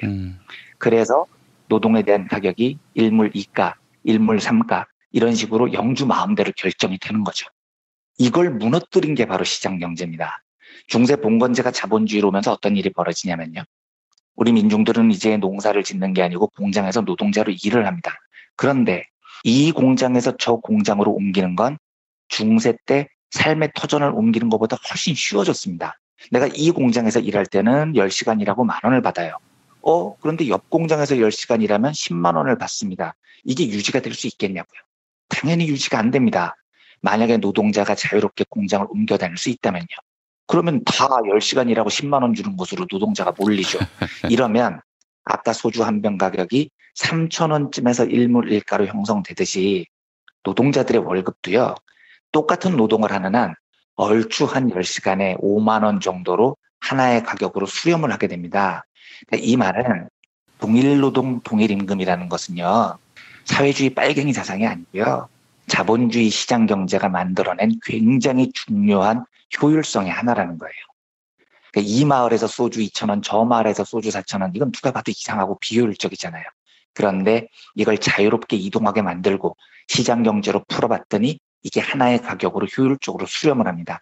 이 공장에서 일하건 저 공장에서 일하건 같은 노동이라면 같은 대가를 지불하는 건 자본주의 시장 경제의 대원칙 같은 거라는 겁니다. 빨갱이 사회주의 사상하고는 아예 거리가 먼 거죠. 실제로 마르크스는 동일노동 동일임금에 대해서 언급한 적이 없습니다. 김무성이 어디서 헛소리를 듣고 그런 멍멍이 소리를 하는지 모르겠는데 마르크스가 동일노동 동일임금을 주장했다는 대목을 한번 들고 와보세요. 제가 확인을 좀 한번 해보고 싶습니다. 이게 굉장히 자본주의적인 성취인 거여서 일물일가의 원칙이라는 게요. 마르크스처럼 평생을 자본주의를 극복하는 데 바친다라면 이걸 찬양했을 리가 없었다는 거죠. 김무성 이야기가 얼마나 헛소리인지 조금만 더 살펴보겠습니다. 동일노동 동일임금은 일종의 국제규범 같은 거예요. 1951년에 국제노동기구 ILO가 바로 이 남녀평등 문제를 다루면서 동일노동 동일임금 원칙을 정했습니다. 그리고 이 원칙에 대한 조약을 지금도요. 무려 173개국이 비준을 했습니다. 그러면 173개국이 다 사회주의 빨갱이 국가냐고요. 더 놀라운 사실은요. ILO의 이 동일노동 동일임금 원칙에 대해서 한국도 비준을 했어요. 1997년에 이 조약을 비준합니다. 그래서 우리나라 남녀고용평등법 제8조에 보면 동일가치의 노동에 대하여는 동일한 임금을 지급해야 하고 여기서 동일가치 노동의 기준은 노동 수행에서 요구되는 기술, 노력, 책임 및 작업 조건으로 한다라고 법에 나와 있습니다. 그런데 이게 1997년이라는 게 문제인 겁니다. 그러니까 지금 김용민 PD님께서도 직관적으로 들으시면서 몇 년인 게 궁금하시죠? 1997년이에요. 이때 대통령이 누구였냐? 김영삼이었습니다. 그러면 김영삼은 김무성이 평생 따라다니면서 보스로 모셨던 사람이죠. 김영삼 대통령의 가방모찌라는 설도 있어요. 뭐 설이라고 표현을 하면은 어떤데 저는 그냥 가방모찌로 알고 있었거든요. 네. 김영삼 대통령의 가방모찌 출신이었고 1997년에 김무성 씨 신한국당 국회의원이었습니다. 그리고 1994년에는 김영삼 내각에 참여해서 내무부 차관이었죠. 1993년에는 민정수석 비서관 지냈죠. 당신이 그렇게 모셨던 대통령 YS가 비준한 게 바로 남녀간 동일노동 동일임금 조항이었다고요. 그러면 김무성 씨도 마르크스 사상 추종자가 돼버리는 겁니다. 멕시코, 아르헨티나, 그리스, 포르투갈 이런 나라들은 이미 헌법에 동일가치 노동 동일임금을 명시하고 있습니다. 그리고 이 동일노동 동일임금이라는 건 대부분 OECD 국가 상위 그룹이 다 지키고 있는 거예요. 더 황당한 건 아베도요. 2015년에 동일노동 동일임금 원칙을 천명을 합니다. 그러니까 이제 아베도 마르크스주의자다 이러면 이제 정말 이상해지는 거죠. 마지막으로 한 가지만 더 말씀드리겠습니다. 저는 사실 동일노동 동일임금 문제를 다룰 때 김무성 씨하고 전혀 반대의 걱정을 해요. 그러니까 이게 김무성 같은 무식한 자들은 마르크스 사회주의적인 발상이다라고 헛소리를 해대지만 제 생각이에요. 이게 실제로 적용이 될 때 가장 큰 장애물은 자본의 반대가 아닐 가능성이 높아요. 왜냐하면 잘 생각을 해보십시오. 지금 대기업 노동자들과 중소기업 비정규직 노동자가 동일 노동을 한다는 걸 전제로요. 예를 들어서 대기업 노동자들은 월급을 500만 원을 받고 중소기업 비정규직 노동자들은 150만 원을 받는다고 가정을 해보겠습니다. 이러면 일물 이가의 지금 시장이 형성돼 있는 거죠. 요거는 정규직과 비정규직 사이에 왕래만 자유롭게 해치면 일물 이가 현상은 절대로 유지가 안 돼요. 그런데 이걸 지금 억지로 막아놓은 겁니다. 자유롭게 이동을 못하도록요. 이러니까 지금 일물 이가가 형성이 되어 있는 겁니다. 그러면 우리가 많이 착각하는 게 뭐냐면요. 동일노동 동일임금이 적용되면 비정규직 노동자들의 임금이 막 올라서 양쪽 다 500만 원을 받는 세상이 올 것이다. 이렇게 생각을 하죠. 그런데 그게 쉽게 될 것 같습니까? 그러니까 아까 소주가 이 마을에서 2,000원, 저 마을에서 4,000원입니다. 이 일물 이가 현상이 해소되는 방식은 2,000원 하던 소주가 4,000원으로 오르는 게 아닙니다. 얼추 3,000원쯤에서 맞춰지는 거예요. 4,000원 하던 건 내리고 2,000원 하던 건 오르는 거죠. 아, 그럼 고임금 노동자들이 손해를 본다 이런 얘기입니까? 그렇습니다. 그게 핵심인 거예요. 그러니까 이 임금도 마찬가지라는 겁니다. 아까처럼 500만 원 받는 사람과 150만 원 받는 사람이 동일 노동을 전제로요. 동일 임금을 적용을 하면 양쪽 다 500만 원이 되는 게 아닙니다. 경제학 용어로 조금 어려운 말이지만 임금에는 하방 경직성이 있다고 해서 사실 한 번 오른 임금이 잘 안 떨어지기는 해요. 그런데 얼추 생각해봐도 그 하방 경직성을 감안해봐도 동일 노동 동일 임금이 적용되면 500만 원과 150만 원의 임금은 양쪽 다 500을 받는 쪽으로 형성이 되는 게 아니라 얼추 한 350이나 400쯤에서 맞춰질 가능성이 높습니다. 그래서 저는 동일 노동 동일 임금을 적용하면 제일 설득하기가 쉽지 않은 곳은 자본이 아닙니다. 대기업 노동자들을 설득하기가 굉장히 어려울 거예요. 동일 노동 동일 임금은 필연적으로 대기업 노동자들의 양보와 희생이 필요한 겁니다. 실제로 이 동일 노동 동일 임금을 현실에서 가장 잘 적용한 나라가 스웨덴입니다. 스웨덴에서는 연대 임금제라는 제도를 통해서 이 제도를 현실화하는데요. 이게 왜 연대겠습니까? 이 제도를 시행하기 위해서 제일 필요한 건 대기업 노동자들의 연대의식, 내가 더 양보하겠다. 이게 제일 필요했었던 거예요. 스웨덴이 연대임금제를 도입한 게 1951년인데요. 이때 대기업 노동자들이 어마무시하게 양보를 합니다. 그러니까 대기업 노동자들 스스로가 앞으로 당분간 우리 임금 인상 거의 동결하겠다. 이렇게 스스로 나서요. 그리고 비정규직, 하층 노동자들의 임금을 대폭 올리도록 자본과 협상을 벌이죠. 당시 스웨덴 노조의 제안이 이거였습니다. 대기업 노동자들이 자발적으로 고임금을 자제하겠다. 이거 어마무시한 선언이거든요. 이렇게 선언을 해놓고 자본은 대신 노조에게 고용안전을 보장하고 고율의 법인세를 내서 국가의 복지를 강화하자. 그리고 노동자들과 사회적 약자들을 배려하자. 이 대타협을 1951년에 이끌어낸 겁니다. 그래서 저는 이 동일노동 동일임금에 대해서 우리나라가 대기업 노동자들을 설득하는데 지금부터 상당히 많은 애를 써야 됩니다. 지금 우리가 해야 될 일은 빨갱이 타령하는 게 아니에요. 이게 생각보다 쉽지 않을 겁니다. 저는요. 대기업 노동자들의 마음도 정말 충분히 이해가 됩니다. 솔직히 그분들 무슨 어마무시하게 귀족으로 사는 게 아니에요. 그런데 당장 내 월급 올라갈 것 줄이라고 하면 누가 좋겠습니까? 하지만 동일노동 동일임금이 실시되면 필연적으로 대기업 노동자들의 일정의 양보가 필요하고요. 그 합의를 만들어내기 위해서 끊임없는 설득의 과정이 있어야 됩니다. 대기업 노동자들이 임금에서 양보하는 대신 더 나은 복지국가를 만들고 고용 안정성을 높이고 비정규직의 처우를 개선을 하면 내 자식들이 사는 세상이 훨씬 평평해지고 행복해지는 겁니다. 그 가치를 가지고 다 함께 잘 사는 세상을 만듭시다 라고 노동자를 설득하는 과정이 지금 절실하게 필요한 거죠. 종북 타령하다가 안 되니까 마르크스까지 이제 김무성 씨가 끌어오던데, 뭐 님들은 거기서 허우적거리라고 하십시오. 뭐 사회주의, 헌법, 개헌저지, 투쟁본부 열심히 하시고요. 우리는 지금 더 나은 복지국가를 향해 나아가기 위해서 동일노동, 동일임금이라는 원칙을 가지고 외 노동자 계급 사이에서 대타협이 필요하며 이 타협을 통해서 우리가 모두가 대대손손 잘 살 수 있는 복지국가를 어떻게 설계를 할 수 있느냐를 구상해 나가야 됩니다.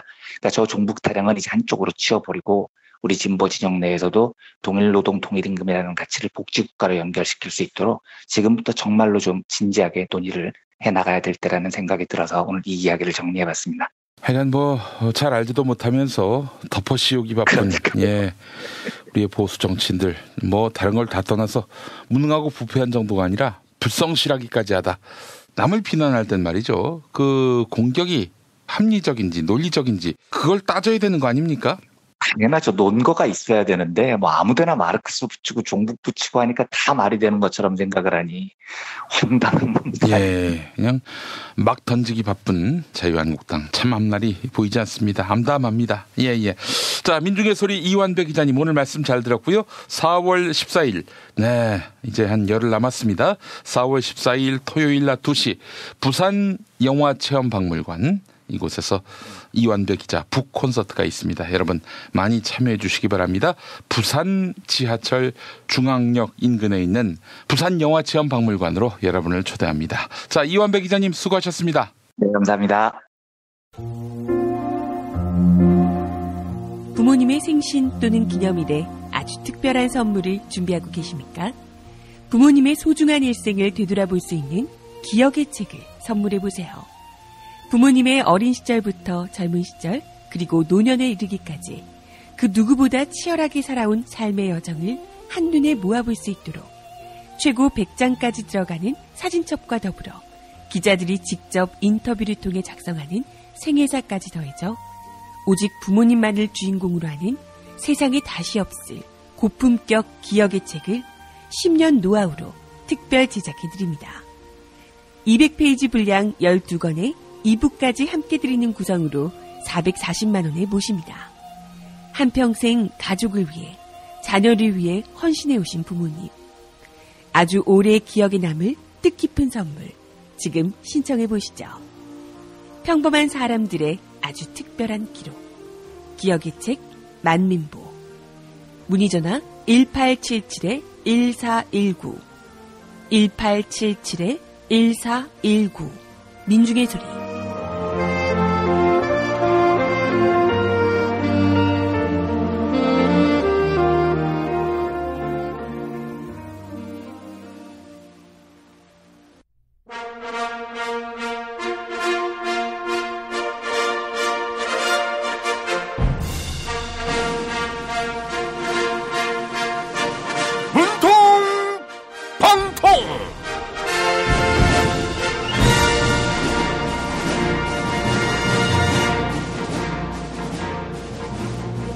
코피 아난 전 유엔 사무총장으로부터 최고의 존경을 받고 있는 대통령 문재인입니다. 안철수 바른미래당 인재영입위원장이 드디어 서울시장 출마를 선언했습니다. 일주일 전부터 출마 선언을 예고한 부분은 참 신선했는데요. 안철수 위원장의 출사표 같이 읽어볼까요? 국민 여러분, 안철수입니다. 7년 동안 서울은 제대로 변화해야 하는 시기들을 많이 놓쳤습니다. 박원순 서울시장이 잘하실 거라 믿었는데요. 실망입니다. 제가 7년 전에 서울시장직을 양보했지만 지금 박원순 시장으로부터 양보받아서 뭘 하겠다는 생각은 없습니다. 야권의 대표 선수로 나선 안철수에게 힘을 모아주십시오.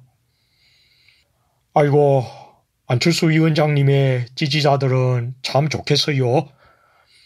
이렇게 선거가 있을 때마다 나와주시니 지지자들이 참 찍을 맛이 나겠어요. 네, 7년 전에 아름다운 양보로 안철수 위원장님이 대선 후보까지 될 수 있었던 거라고요. 박원순 시장이 자기 대권을 노린다면 이번에 양보해야 하는 거 아니냐고요. 아이고, 양보는 같은 편끼리 하는 거지요. 우선의 양보는 자유한국당 김문수 전 경기지사에게 받으셔야 합니다. 그리고 이번에도 박원순 시장에게 아름다운 양보를 한다면 다음 대선에도 또 나올 수 있지 않겠습니까? 아니면 바른미래당 이원주 의원에게 양보하는 건 어떻습니까? 이원주 의원은 국민의당 당대표 선거에서 안철수보다 내가 낫다. 이렇게 호언했잖아요. 예? 안철수 위원장님에 대한 과잉 애정을 거두라고요. 7년 전 서울시장 선거는 아버지가 결사 반대해서 어쩔 수 없이 못 나갔지만 이번엔 꼭 나갈 거라고요. 하하하하. 안철수 위원장님은 은메달은 금메달보다 값집니다. 이렇게 말하셨지요. 안철수 위원장님 꼭 값진 결과를 얻으시길 기도하겠습니다. 개그맨 김영철 씨가 부른 안 되나용 띄워드릴게요. 안 되나용 왜 나는 안 되나용 그놈은 되고 왜 나는 안 되나용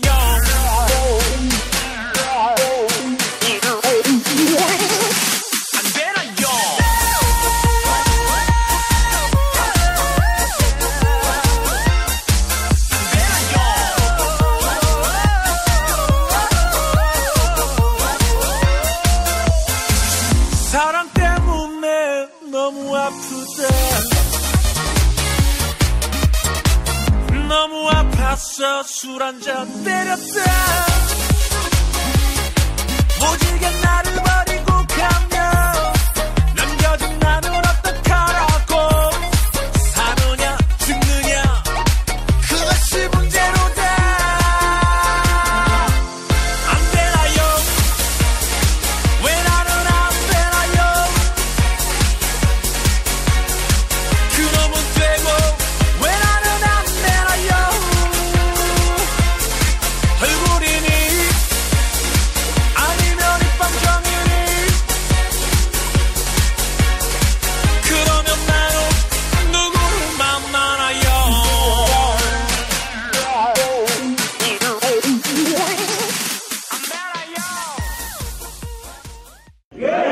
술자리 많은 요즘 3차까지 달린 당신을 위한 필수품 전창걸의 새싹 땅콩차. 이제 속쓰림은 잊으세요. 070-8635-1288 070-8635-1288 생활인을 위한 꿀팁. 집 두 채에 월 10,000원 화재보험 카페. 화재 배상, 심지어 도난 피해까지. 여기에 더해 가전제품 고장 수리비까지. 연중 무휴라 언제든 02849-9730. 어? 그 스티커 어디서 났어? 와, 예쁜데? 이거 어디서도 못 구해. 머릿속에만 있던 나만의 캐릭터를 여러분의 눈앞에 보여주는 건 바로 IMC 프렌즈입니다. 010-3311-5071로 전화주시거나 인터넷 검색창 또는 앱스토어에서 IMC 프렌즈를 검색해주세요. 야, 근데 홍어가 진짜 그렇게 몸에 좋아? 아니, 끝내준다니까. 근데 비싸지? 열나 싸고 열나 맛있는 홍어가 있다니까. 어디? 알싸한 홍어. 네이버 검색창에 알싸한 홍어를 검색하시고 1599-6456 전화 주문도 가능합니다. 허리가 아파요. 아랫배가 나와요. 골반이 바로 서야 건강도 아름다움도 바로 섭니다. 바디로직을 입으세요.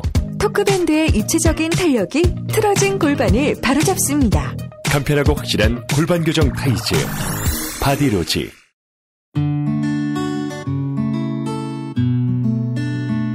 당신과 내가 좋은 나라에서 그 정의로운 나라 그곳에 산다면 난 그냥 좋아서 웃기만 할 거예요.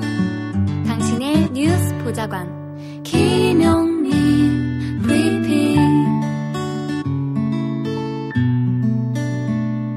대한민국 뉴스 브리핑의 선두주자 김용민 브리핑. 계속해서 김보영 아나운서가 오늘의 날씨를 전해드립니다.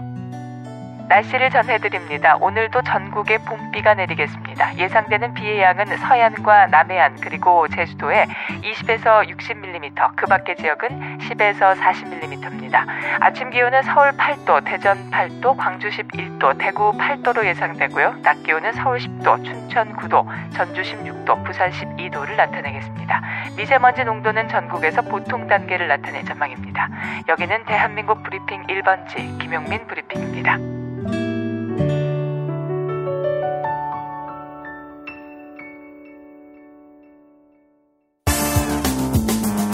오늘을 읽는 책, 문학평론가인 국민대학교 국문학과 정선태 교수와 함께합니다. 국민대학교 한국어문학부 국어국문전공 정선태 교수님과 함께하겠습니다. 교수님. 네, 안녕하세요. 네, 교수님. 오늘 어떤 책 소개해 주시겠습니까? 네, 이번 주는 어쩌다 보니까 민간인 학살 문제를 집중적으로 얘기하게 되는데요. 예. 우리가 손님을 봤었고요. 네. 그리고 김석범의 까마귀의 죽음도 봤었고, 어제는 현기영 선생의 해룡 이야기를 소개해 드렸었습니다. 예. 오늘은 김원일 선생의 겨울 골짜기를 여러분과 함께 할 텐데요. 예. 오늘의 테마는 거창 양민 학살 사건. 한국전쟁 당시에. 네. 거창 양민 학살 사건에 대해서 아시는 분도 계시겠지만 많은 분들은 잘 모르시는 것 같아요. 사전의 정의를 보면은 이렇습니다. 1951년 중공군의 개입으로 일사후퇴가 시작된 후 빨치산 공세가 강화되자 부방의 빨치산과 대결하던 국군 가운데 거창군 신원면 일대에서 공비 토벌 작전 중이던 11사단 9연대 3대대는 공비와 내통하였다고 하여 2월 10일 내탄 불악 골짜기에서 청장년 136명을 11일 박산 계곡에서 527명을 중화기로 무차별 학살하였다. 이렇게 정의되어 있습니다. 예. 그러니까 정확히 말씀드리면 1951년 2월 9일부터 11일에 걸쳐서 거창군 신원면 일대, 대현리, 중유리, 와룡리 일대에서 700명 넘은 민간인을 국군이 학살한 사건입니다. 이유는 통비분자였습니다. 그러니까 공비와 내통한 자라는 뜻이죠. 전쟁 당시 밤에는 빨치산이 내려오고 낮에는 국군이 점령하는 그런 상황에서 이 민간인들은 정말 붙잡을 하지 못하고 많은 고통을 겪었었죠. 그러니까 밤에는 인공기를 내걸고 낮에는 태극기를 내걸면서 정말 힘겨운 시간을 보냈습니다. 예. 바로 이 거창 양민 사건을 소설화한 게 겨울 골짜기입니다. 거창 양민 학살에서 주목할 게 총살당한 주민들 가운데 15세 이하 남녀 어린이가 359명이었다고 합니다. 그리고 16세, 60세가 300명, 60세 이상 노인도 60명이나 있었다고 해요. 총 719명이었는데 이 작전을 수행한 그 사단이 이른바 국군 제11사단입니다. 사단장이 최덕신이었는데 예. 최덕신이 펼친 작전이 바로 경벽 청야 작전입니다. 벽을 굳건하게 세우고 벽 안에 있는 그 통비분자들을 싹 쓸어버린다는 의미죠. 빨치산을 토벌한다는 이유로 민간인들까지 대량 학살한 사건입니다.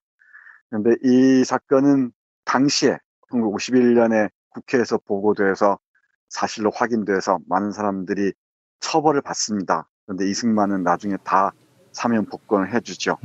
유야무야 돼버렸습니다. 60년대에 4.19 자유공간에서 명예회복 그리고 진상규명 운동이 있다가 또 독재정권이 들어서면서 이게 또 다시 다 유야무야 돼버리는 그런 상황에 이르렀습니다. 전두환 정권 때도 거창 사건을 두고서 많은 논란이 있었죠. 위령비를 세웠는데 그것을 다 깨부시기도 하고요. 지금도 많은 어려움을 겪고 있는 것 같습니다. 진상규명이 이루어질 때까지는 아직 시간이 남아있는 것처럼 보여요. 네, 이제 소설을 만나보기로 하겠습니다. 예. 이 소설을 쓴 김원일 선생은 이른바 분단 문제를 지속적으로 소설화해왔는데요. 대표적인 게 노을이나 그리고 어둠의 혼, 불의 제전 등등 걸작들이 많습니다. 그리고 오늘 소개해드릴 겨울 골짜기는 거창 사건을 다루고 있습니다. 주로 학살에 초점을 맞추기보다는 산사람이 된 문한득이란 사람의 빨치산 생활을 아주 여실하게 그려내고 있고요. 그리고 그 마을에 사는 물한돌이라는 그 동생이 마을에서 어떻게 그 굶주림 속에서 전쟁의 시간을 통과하고 있는가를 보여주고 있습니다.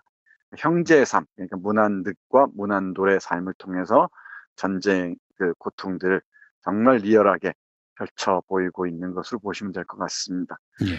이 소설에서 작가는 이렇게 말해요. 분단 문제에 따른 소설을 지금까지 써올 동안 끊임없이 나를 괴롭힌 질문이 있었다면 너의 글이 그 시대의 핵심에 얼마만큼 접근해 있느냐란 것이었다. 이 소설도 따지고 보면 그 속죄의식으로 구상되지 않았나 싶다. 거창 사건은 6.25 전쟁이 우리 민족에게 남긴 쓰라린 상처로 떠올리고 싶지 않은 기억 중의 하나이다. 그 소재를 소화해 보려고 여러 차례 시도했으나 섣부른 열정만으로 소설이 될 리가 없었다. 그런 문제와 부딪히지 않는 너의 분단 이후 소설은 가짜다 란 일책이 무슨 빚쟁이처럼 나를 따라다녔다. 1951년 그 사건 당시 막 출산한 아기 덕분으로 천조 이루 살아난 한 가족이 있었다. 나는 겨울 골짜기의 뼈대를 그 가족을 중심으로 엮었다. 이 소설은 2,500매 분량으로 거창 사건을 다루었지만 그 진상을 파헤쳐 생생한 기록으로 현장성을 살리자는 데 목적을 두지 않았다. 전쟁이 얼마나 혹독한 굶주림으로 인간을 옥죄이고 살아남음에 따른 고통의 극한을 인간은 어느 한계까지 견뎌내는가. 나는 그 두 문제에 초점을 두고 이 소설을 썼다. 네, 이렇게 말하는데요. 작가의 말 그대로입니다. 전쟁이 한창인 동안에 혹독한 굶주림으로 인간들이 얼마나 고통스러워했는지, 그리고 살아남는 데 따른 그 서러움과 고통은 얼마나 컸는지, 이런 부분들을 그야말로 경상남도 서북지방, 거창지방의 아주 생생한 사투리로 재현해내고 있습니다.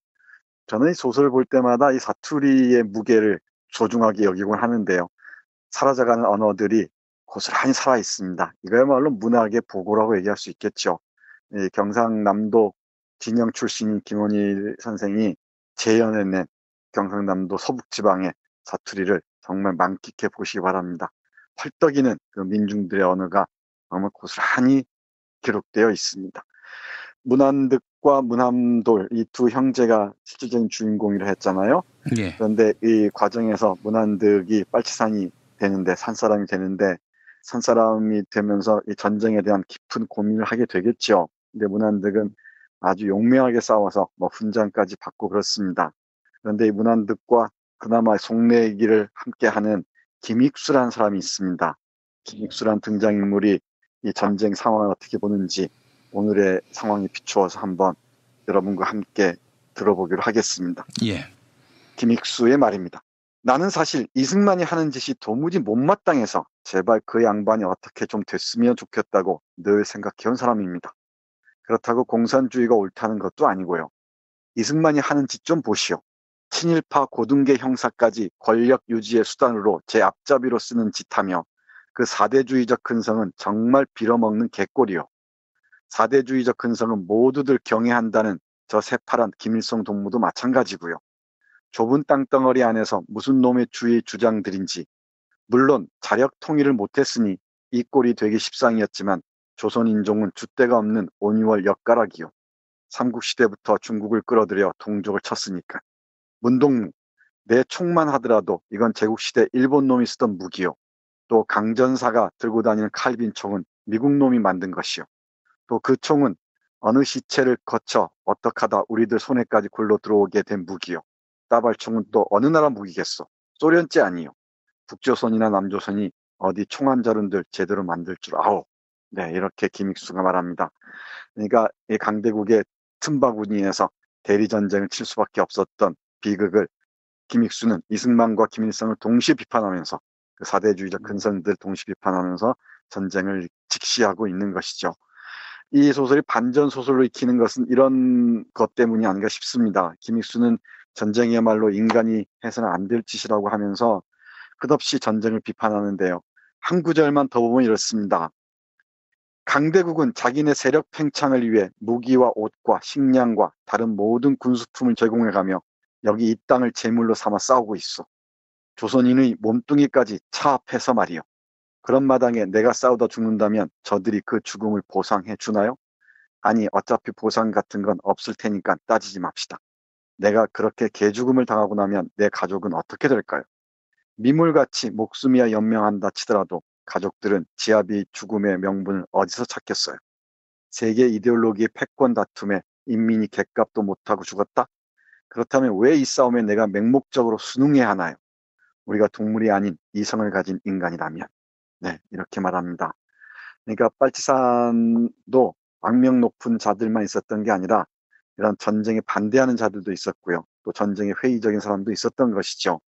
또 국군 역시 마찬가지입니다. 최덕신 사단장을 비롯해서 민간인들을 학살한 그런 정말 나쁜 군인들, 극악무도한 군인도 있었던 반면에 이 소설에서 문안돌의 갓난아이를 받아주고 탄생을 축하하는 착한 군인도 있습니다.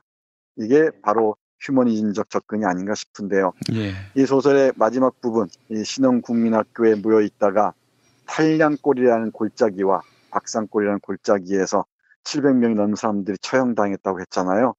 그 장면을, 마지막 장면을 잠깐 보겠습니다. 여기 나머지들은 다 끌려가서 학살당하고 이 문안돌 시인의 가족만이 살아남습니다. 예. 살아남은 이 문안돌의 시선으로 바라본 학살당하는 장면 보겠습니다. 문한돌 시인의 가족은 사택 뒷문을 나서서 학교 탱자 울타리에 뻐끔하게 뚫린 개구멍으로 빠져나왔다. 울타리 너머는 층층의 따비밭이었다. 끌려간 불황민이 질러대는 소음이 박산 골짜기 쪽에서 여리게 들려왔다. 어디로 갈까? 한돌 씨는 방향을 잡지 못하고 잠시 망설였다. 서쪽은 박산 너머 청수리와 중유리, 북쪽은 가막산, 남쪽은 대현리 너머 산청군, 동쪽은 면사무소가 있는 양질이었다. 교실에 수용된 불황민을 군인들이 박산골 쪽으로 끌고 갔으니 서쪽은 아예 틀렸고 그 험한 가막산을 넘거나 산천 쪽으로 길을 찾는다 해도 주둔하고 있는 군인과 맞닥뜨릴 것 같았다. 며칠 사이 총소리가 들리지 않은 쪽은 그래도 동쪽뿐이었다. 그는 양지리 쪽으로 결정하였다. 과정리 역시 집들은 모두 불에 타서 잿더미로 변해 있었다. 싸늘한 아침바람에 잿가루를 날려올렸다. 마을은 텅 비어 있었다. 문안돌 씨는 과정리 뒷길을 빠지며 한 손으로 아내의 겨드랑이를 끼고 바삐 걸었다. 종호를 아는 종림이는 앞서서 뛰었고 종림이 엄마는 숨을 헐떡이며 어기적 걸음을 걸었다. 어느 사이 양지리 쪽 하늘에는 맑은 아침해가 싱그럽게 떠오르고 있었다. 문안돌 시인의 가족이 옥계촌에 걸린 나무다리를 막 건넜을 때였다. 뒤쪽 박산 골짜기에서 요란한 총소리가 들렸다. 기관총을 쏘아대는지 연발로 쏟아지는 총소리가 오래오래 이어졌다. 한돌 씨는 그 총소리에 진저리를 치며 뒤쪽을 후딱 돌아보다가 아내가 가슴에 안고 있는 피로 뒤바란 저고리가 눈에 들어왔다. 아기의 모습은 저고리에 푹 쌓여 보이지 않았다. 그러나 그의 어룽지는 눈물 앞에 핏덩이의 아기의 모습이 우연하게 떠올랐다. 저 많은 죽음의 보상으로 이렇게 모질게 한 목숨이 태어났는가. 그는 이제 핏줄을 이을 아들을 두었음에 그 어떤 보람이나 기쁨도 느낄 수가 없었다. 더운 눈물이 뺨을 적적시며 흘러내렸으나 복받쳐 터져나오려는 울음조차 목이 메어 제대로 쏟을 수가 없었다. 이렇게 마무리됩니다. 이 문안돌 씨 가족은 어린 생명이 태어나면서 착한 군인, 여기서는 애절문 군인이라고 얘기하는데요. 착한 군인의 보호하에 살아남습니다. 살아남은 게 또 죄가 되겠죠. 이 사람의 오랜 세월 동안에 얼마나 문안돌 씨를 괴롭혔을지 미루어 짐작할 수 있을 것 같습니다. 이 소설은 속죄의식으로 쓰여졌다고 했는데 이런 살아남은 자의 슬픔을 얘기하면서 산사람이 됐던 문안득과 빨지산들 그리고 국군으로 차출돼서 학살 현장에 있었던 많은 군인들을 동시에 위로하는 그런 작품으로 읽을 수 있을 것 같습니다. 그러니까 몇몇 그 고위층에 있는 자들, 이승만을 비롯해서 김일성을 비롯해서 자들의 그 명령에 따라서 이런 수많은 사람들이 죽어가는 게 바로 전쟁이었던 거죠. 그 전쟁의 와중에 정말 수많은 민간인들이 이유도 모른 채 학살되어야 했고요. 그 상처들은 아직도 치유되지 못한 채 구천을 떠돌고 있는 것 같습니다. 예. 제주도도 그렇지만은 이 거창도 그렇고요. 거창뿐만이 아니고 산청, 그리고 고창, 순창, 한평, 문경, 곳곳이 민간인 학살의 현장으로 남아 있습니다. 이 문제를 언제나 다 풀 수 있을지 모르겠습니다. 그러니까 전쟁은 제가 보기엔 현재 진행형이고요. 이 남북이 화해 분위기로 가는 과정에서 하나씩 해결해야 할 줄로 압니다. 전쟁을 겪었던 많은 사람들이 이제 죽음을 앞둔 노인인 경우가 많잖아요. 예. 사람들이 세상을 다 떠나기 전에 이런 문제들을 해결해서 그 한들을 조금씩 풀어주었으면 좋겠습니다. 한번 전쟁해보자. 말을 쉽게 하는 사람들이 많이 있는데 전쟁이 되면 모두가 다 야만인이 된다는 점, 그건 알고 얘기하고 있는 건지 싶더라고요. 네, 맞습니다. 이 전쟁을 입에 올리는 자들은 정말 그야말로 극악무도한 상황들을 한번 또렷하게 떠올릴 필요가 있습니다. 그리고 자신이 그 증오에 오염돼서 어떤 짓을 하고 있는지, 어떤 말을 내뱉고 있는지 똑똑히 알아야 될 겁니다. 그리고 우리 시민들은 그들을 정말 철저하게 감시하고 또 그들에게 경고를 해야 할 테고요. 이 거창 민간인 학살 사건, 제주도뿐만 아니고 수많은 민간인 학살 사건을 통해서 전쟁 의미들을 또렷하게 새겨줘야 할 줄로 압니다. 알겠습니다. 정서태 교수님 오늘 말씀 잘 들었습니다. 네, 고맙습니다.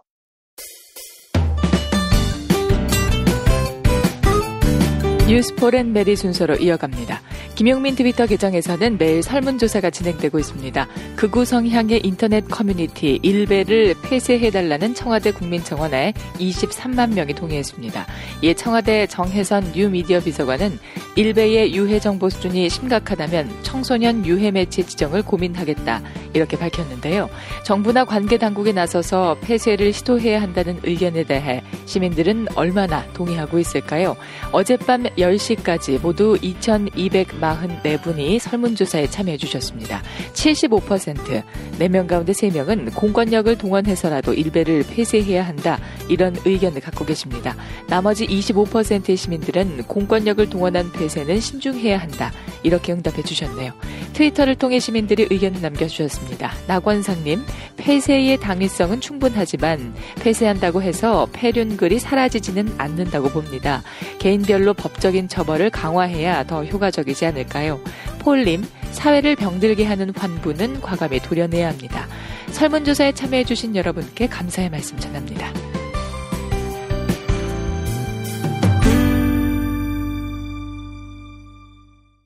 그 PPL 시간 김종인이라고 봐요. 미공 대장사랑. 그 이모씨 사용 후기가 올라왔다고 하는데 읽어드리도록 할게요. 소년간 설사를 하고 있는 남동생 때문에 주문했다고 봐요. 여기저기 병원에 가봐도 추워도 차도가 없어서 어찌할까. 그래서 대책을 만들었는데 미공 대장사랑 주문. 이걸 먹였더니 똥이 대책 없이 나온다고 보는 거지.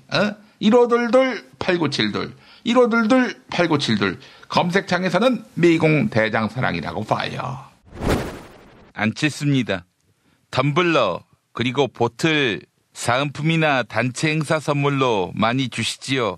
하지만 깨지거나 물이 새면 실망입니다. 이런 이야기 듣지 않겠습니까? 내 PR은 주는 사람만이 아니라 받는 사람의 마음도 헤아리는 반촉물 전문 쇼핑몰입니다. 돈 많은 저도 내 PR에서 서울 시민들한테 다 드릴 선물 주문하고 싶지만 아버지가 하지 말라고 했습니다. 검색창에서 내 PR 찾아주시고요. 저 안칠수 PR도 부탁드립니다. 이건이에요. 술친금 후기 이거 읽어볼게요. 사실 그렇게 술을 잘 먹는 편은 아닌데 덥고 습해지면 맥주를 퍼마시게 되지요. 그러다 보면 한 잔, 두 잔, 석 잔. 내가 술을 마시는 건지 아니면 술이 나를 마시는 건지. 하지만 굼벵이, 헛개, 강황, 울금이 들어간 술친굼을 먹으니까 정신이 말짱해지는 거야. 재용아, 앞으로는 언론인들한테 술친굼으로 선물해라. 이거 저 충기한테도 알려줘. 포털에서 술친굼. 안녕하십니까, 김성태입니다. 비타샵 그린 스무디 사용 후기 사실상 읽어보겠습니다.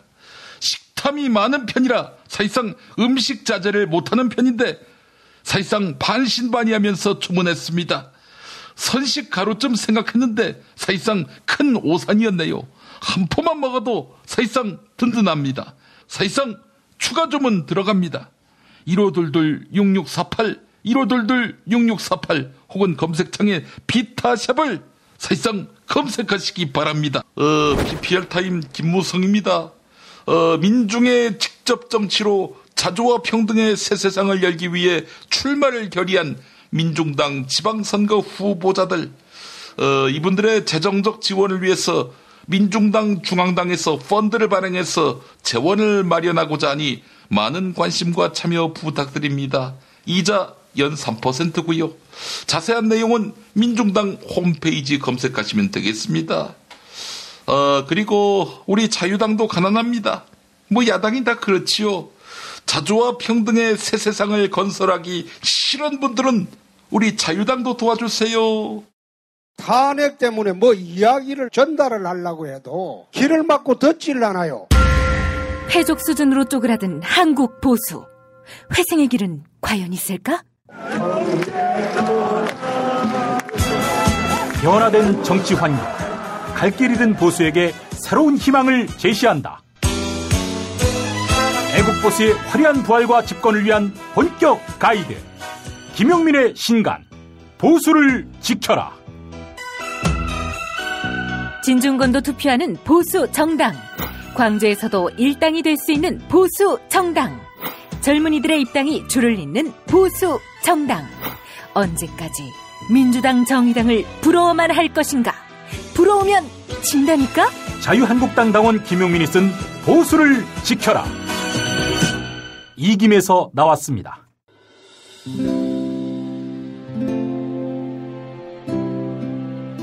우리가 목사님은 우리 남북 관계에 있어서도 큰 정기를 마련해 주셨습니다. 늦봄 문익환 목사 탄생 100주년. 민주화와 통일운동을 위해 11년 4개월간 옥고를 마다하지 않은 행동하는 양심.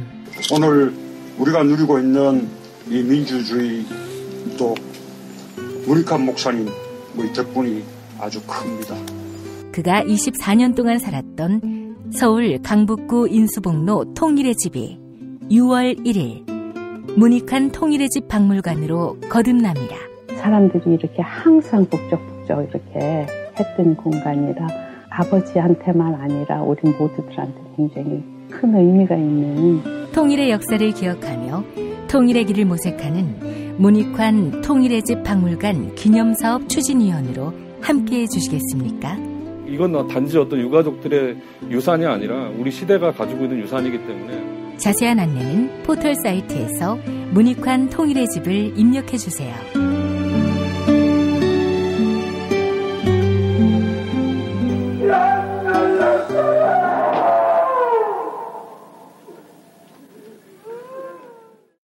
도올 김용옥 선생의 마가복음 강해로 여러분을 초대합니다. 이 마가복음이라는 게 대단히 중요합니다. 왜냐하면 복음서의 원형이기 때문에. 원형. 매주 일요일 아침 11시 서울 서대문구 충정로 20 서울 지하철 충정로역 9번 출구 앞에 있는 벙커원에서 도울과 만나세요. 율법을 믿으시겠다고? 신약이 율법의 완성이라고? 얼어빠질 그따구 기독교 내 입 앞에서 제발 입도 뻥끗 터지지 말아요. 그런 소리들은. 벙커원 교회 일요일 예배를 겸하는 이 자리. 도울이 진리와 생명이었던 예수를 원형 그대로 복원합니다. 그 십자가를 과감하게 걸머지고 돌아가신 예수를 말하지 아니하고 믿으면 너는 금방 축복받을 일만 남았다. 이게 한국 목사들 99%의 거짓말 설교예요. 도울의 마가복음 설교는 따로 녹화 녹음되지 않으며 현장에서만 만나실 수 있습니다. 도울 선생의 마가복음 설교는 2월 4일부터 진행됩니다. 김용민 브리핑 뉴스기 능력평가 정답 맞히신 분들 소개합니다. 어제 문제는 주로 오염된 물이나 육류를 섭취할 경우 감염되는 급성 간염의 이름을 맞히는 거였죠. 정답은 E형 간염인데요. 당첨자 연못에 뜬 별님, 이회창 성대모사 진짜 똑같아요. 만무리님, 김용민 브리핑 응원합니다. 클로징 사연 당첨자 승원사랑님입니다. 게시판에 이메일 적어주시면 별을 따다 군가제에서 만든 강릉 두부도넛 보내드립니다. 김홍걸 민족화해협력 범국민협의회 상임의장의 페이스북 글을 오늘의 칼럼으로 소개합니다. 불과 2달 전만 해도 한일 정상회담을 서두를 필요가 없다고 하며 고자세로 나오던 일본이 이렇게 달라진 것은 놀라운 일입니다. 사드 문제로 갈등을 빚었던 중국의 비언화도 피부로 느껴질 정도니 한반도 평화를 위한 조정자 역할을 제대로 하면 우리의 위상이 크게 달라질 수 있다는 것을 여실히 보여주는 사례입니다. 네, 이런 내용이었습니다. 김용민 브리핑 1부 여기까지입니다. 2부도 많이 들어주시기 바랍니다.